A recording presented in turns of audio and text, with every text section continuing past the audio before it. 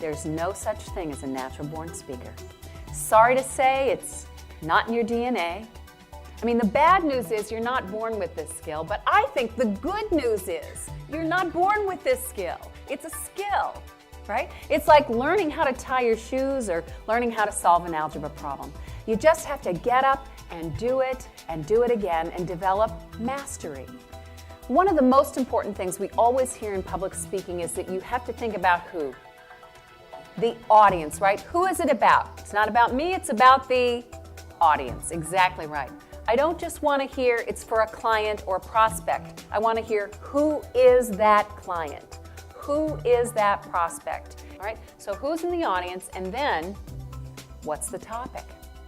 Now, as we all know, the same topic may change depending on the audience. A presentation for your team might be different even on the same topic than the presentation you prepare for your CEO. So audience, then topic. All you have to do when you're getting ready for a presentation is take out a blank sheet of paper and draw a line down the middle of the page. On the right side, you write down audience agenda. On the left side, you write down my agenda. So what do you notice about these two agendas? They're completely different, aren't they? And the question is, what do we do about that? Well, I'm again a simple person, and so this is what I usually suggest you do. Take a big red X and cross out what's on the left side of the page, because if you're not working off the right side of the page, your presentation will fail. Use the audience agenda, the questions on the right side of the page, to get to the things that you'd like to talk about. And if you're artful about this, they should be connected. And if you're talking about what's on the right side of the page, you'll have the permission of the audience to introduce what's on the left, won't you? In other words, if you've engaged them, if you're answering their questions, if you're talking about the things that matter them first, then you're going to be able to talk about some of the things on the left side of the page as well. Every time you get up to speak, you're auditioning for leadership. And the elements of style are all the ones you know about: eye contact, gestures, body language, and the use of your voice as well. And what we're going to do, we're going to read these sentences out loud, read these out loud together, emphasizing the underlined word.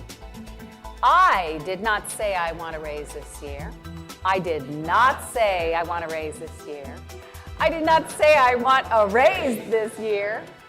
I did not say I want a raise this year. Oh my gosh, what do we notice about that?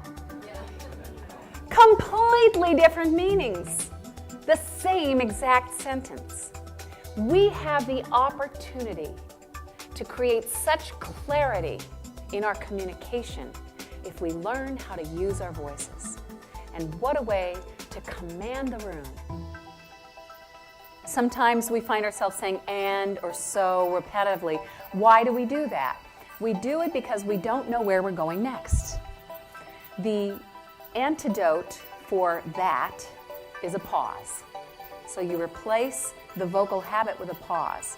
What happens when you do that is, while you're having a chance to think, your audience also has a chance to think. It unclutters your communication.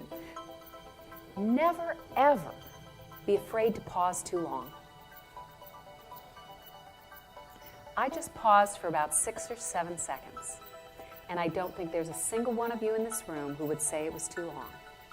And during the pause, you can use eye contact to connect with people all around the room. And what are you doing when you're really seeing those people? What are you doing when you're really seeing those people? That's right, you're connecting with them.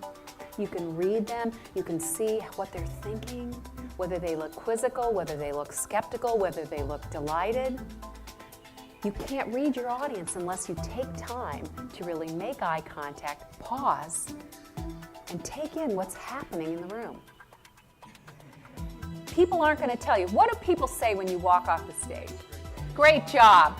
How'd I do? Great. Anything you'd recommend? No. Fine. Perfect. You're fabulous. Especially when you ask your own employees, right?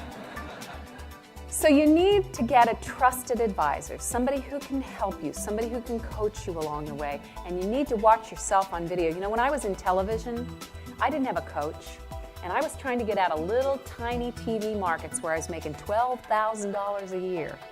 What did I do? Every single night, I took that videotape, I walked into that editing room, and as painful as it was, I watched myself present. And I coached myself to get better, and you can do the same thing.